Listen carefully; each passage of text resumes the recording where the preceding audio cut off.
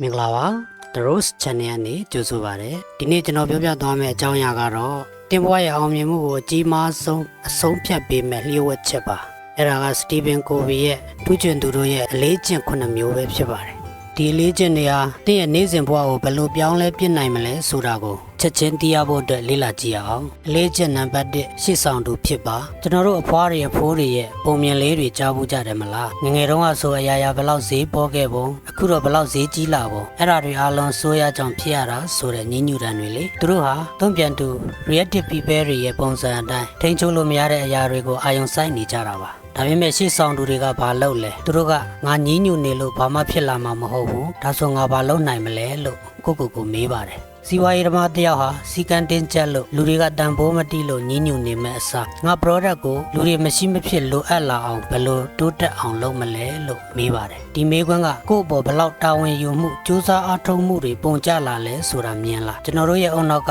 အမြဲတမ်းပိုလွယ်တဲ့လမ်းကိုရွေးကျင်ကြတယ်ဒါကြောင့်လူအများစုကထိန်းချုပ်နိုင်တာကိုမကြည့်ပဲထိန်းချုပ်မရတာတွေကိုပဲအပြစ်တင်နေကြတာပါကိုယ်ပိုင်ဘဝရဲ့တာဝန်ကိုကိုယ်တိုင်ယူပါဒါအလေးကျင့်နံပါတ်1ပါပဲအလေးကျင့်နံပါတ်2အဆုံးတက်ကိုစိတ်ထဲမှာထားပြီးစတင်ပါဒုတိယအချက်ကအရန်ကိုစိတ်လှုပ်ရှားစရာကောင်းပါတယ်ကိုယ့်ရဲ့စာပနကိုကိုယ်တိုင်ရောက်နေတယ်လို့မြင်အောင်ကြည့်ပါခေါင်းတလားပေါ်မှာမြင်နေရတာကိုပဲအဲ့ဒီအချိန်မှာလူတွေတင်အကြောင်းပြောစေချင်လဲတင်ကအရန်ကောင်းတဲ့အိမ်တောင်ဘက်တယောက်ပါလို့ပြောစေချင်လားဒါဆိုအိမ်ပြန်ရောက်တာနဲ့အိမ်တောင်ဘက်ကိုချက်ချင်းအစိုးမြင်စိမ့်နဲ့မဆက်ဆံမိအောင်ဂရုစိုက်ပါသူဟာလူအဖွဲ့အစည်းကိုတန်ဖိုးတွေပေးခဲ့သူပါလို့ပြောစေချင်လားဒါဆိုအခုပဲမအောင်မြင်မှာကိုကြောက်နေပြီးတက်တောင့်တက်တာရှိတဲ့တာမန်ဘဝကိုရွေးချယ်နေတာကိုရက်လိုက်ပါဒီမေးခွန်းကကျွန်တော်တို့နေထိုင်ပုံကိုပြန်လည်ချိန်ညှိဖို့အားပေးပါတယ်ငါဘယ်လိုဖြစ်ချင်လဲငါရဲ့ပန်းနိုင်ကဘာလဲဆိုတာကိုအရင်ဆုံးတတ်မှတ်ပြီးမှလက်ရှိလှုပ်ဆောင်မှုတွေကိုစတင်ပါအလေးကျင့်နံပါတ်3ရေးကြီးဆုံးအရာတွေကိုဦးစားပေးပါအကယ်၍ကျွန်တော်ကခမရတို့ကိုဘဝမှာဘာတွေကရေးကြီးဆုံးလဲလို့မေးရင်ကျန်းမာရေးမိသားစုလူမှုဆက်ဆံရေးလို့ပဲဖြေကြမှာပါအစာရွက်စာတမ်းတွေစီစဉ်တာဒါမှမဟုတ် TV ကြည့်တာလို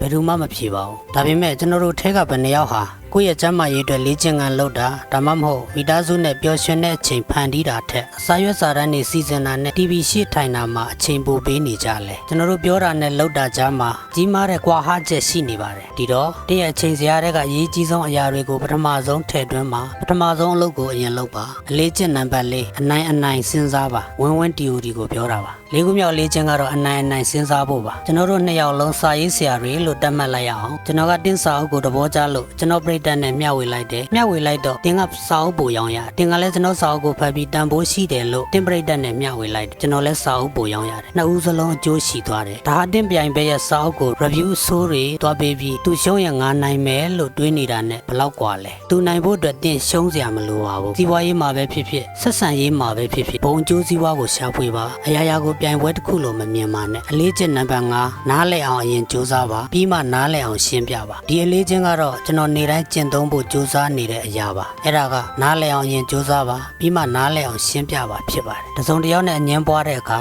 ကွန်မန့်တစ်ခုကိုပြန်ဖြေတဲ့အခါကိုပြောချင်တာကိုအလင်းစလို့မပြောပါနဲ့ဟုတ်သူတို့ရဲ့အမြင်သူတို့ရဲ့ခံစားချက်ကိုတကယ်နားလည်သွားပြီလားဆိုတာကိုအရင်ဆုံးသိကြပါစေနားလည်မှုဆိုတာပေးလိုက်ရင်ပြန်ရတတ်တဲ့အရာပါအလေးကျင့်နံပါတ်6ပေါင်းဆက်ဖန်တီးပါဆိုင်နဲ့ကြည့်မြင်အောင်ကြည့်ပါပန်းတီ9လုံးရှိတဲ့တစ်ပင်နားမှာလူ2ယောက်ရှိတယ်2ယောက်လုံးကပန်းတီကိုမမိဘူးဒါပေမဲ့တစ်ယောက်ကတစ်ယောက်ရဲ့ပခုံးပေါ်တက်လိုက်လို့ရှိရင်ပန်းတီ9လုံးလုံးကိုမိသွားတယ်ဒီလိုပေါင်းဆက်လိုက်ခြင်းအပြင်2ယောက်ပေါင်းတန်ဖိုးဟာတစ်ယောက်ချင်းစီတန်ဖိုးထက်ပိုများသွားတယ်ဒါကိုပေါင်းဆက်ဖန်တီးခြင်းဆိုင်နဲ့ကြည့်လို့ခေါ်ပါတယ်အလုံးနဲ့ပေါင်းဆက်လို့မရနိုင်ပေမဲ့ပေါင်းဆက်နိုင်မဲ့အခွင့်အရေးတွေကိုအမြဲတမ်းရှာဖွေပါပေါင်းဆက်ဖန်တီးလိုက်တဲ့အခါတင်တစ်ယောက်တည်းရရှိနိုင်တာထက်ပိုပြီးအများကြီးပိုများတဲ့အောင်မြင်မှုတွေကိုရရှိပါလိမ့်မယ်အလေးကျင့်နံပါတ်9လွှတ်ကိုထက်အောင်သွေးပါနောက်ဆုံးနဲ့အရေးကြီးဆုံးချက်ပါလူတယောက်တစ်ပင်ခုတ်နေတာနိုင်ပေါင်းများစွာကြာနေတယ်အိမ်နီးချင်းကလွှတ်ကိုသွေးလိုက်ရင်ပုံမြန်မယ်လို့အကြံပေးတော့သူကဘာပြောလဲလွှတ်သွေးရင်အချိန်ကုန်မှာပေါ့တဲ့ကျွန်တော်တို့ရေရပါမယ်ကျွန်တော်တို့ကိုယ်တိုင်လည်းဒီလိုပဲလုပ်နေကြတာမဟုတ်ဘူးလားတရက်ကိုနာရီဝက်ဖဲကျင်သွားဖို့အချိန်မပေးနိုင်ဘူးအဲ့ဒီတော့ကျန်းမာရေးကယိုယွင်းလာပြီ